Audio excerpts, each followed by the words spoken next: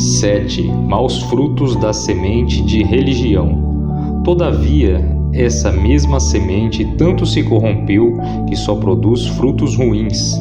Sendo este o caso, comete-se pecado principalmente de duas maneiras.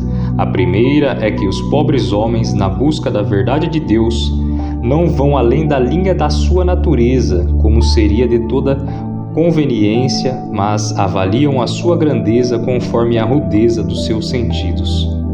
Com isso, não percebem que quanto mais se empenham em conhecer a Deus desse modo, mais o fazem fruto da sua imaginação, criando-o de acordo com a presunção que os domina.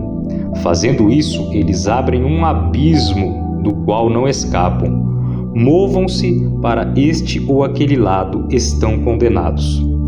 Assim é porque tudo quanto se esforçam para fazer, para servi-lo, lhes é inútil. Nada disso é levado em conta, pois não é a Deus que honram, mas as imaginações do seu coração.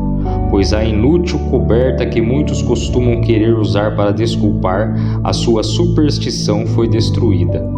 Acham eles que toda aparência de religião, seja esta qual for, mesmo quando desenfreada, é suficiente, mas não consideram que a verdadeira religião deve ser como sua regra universal, a conciliação com a vontade de Deus.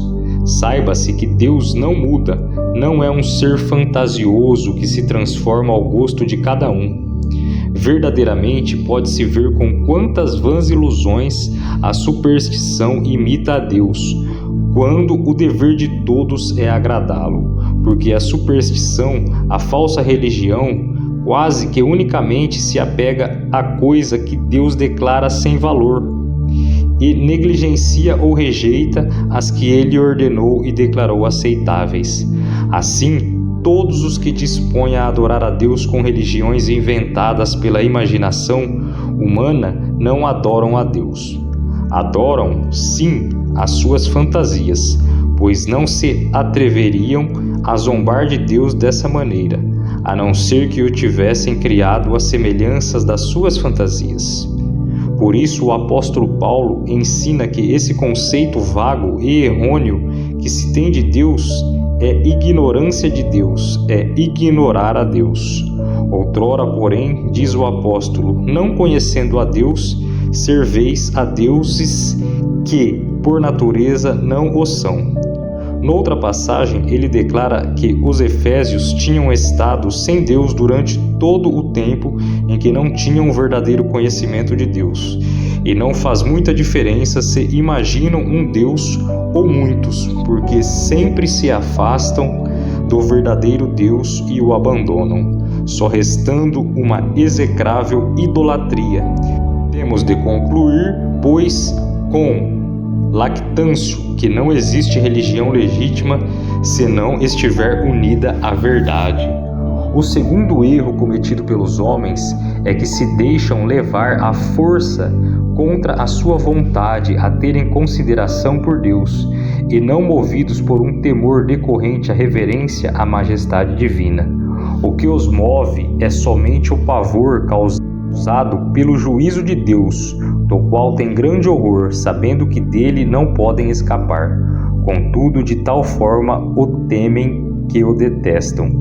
Por isso, a respeito disse o poeta pagão Estácio: aplica-se bem à impiedade e unicamente a esta. Disse ele: o medo foi o primeiro produtor de deuses no mundo. Certo é que todos os que têm seu coração afastado da justiça de Deus gostariam imensamente que fosse destruído o seu tribunal, porque sabem que as transgressões que eles cometem são por eles punidas. Movidos por esse desejo, eles guerreiam contra Deus, que não pode deixar de lado a aplicação da justiça, reconhecendo, porém, que pende sobre eles o inevitável poder de Deus, do qual não podem esconder-se nem fugir. Temem, e assim, para não parecer que eles desprezam totalmente a majestade divina, procuram cumprir esta ou aquela forma aparente de religião. Todavia, enquanto isso, não param de contaminar-se com toda espécie de vícios e empilhar pecado e mais pecado, até violar inteiramente a santa lei do Senhor e dissipar toda a sua justiça. Nem ao menos se deixam conter por este falso temor, permanecendo em seus pecados e em sua vanglória, e dão rédeas soltas à sua intemperança carnal, em vez de se restringirem sob o governo do Espírito Santo. Mas, como tudo isso não passa de uma sombra vã de religião, que resumidamente o qual é o verdadeiro conhecimento de Deus, que somente ao coração dos fiéis ele instila, como também o amor pela piedade que acompanha esse conhecimento.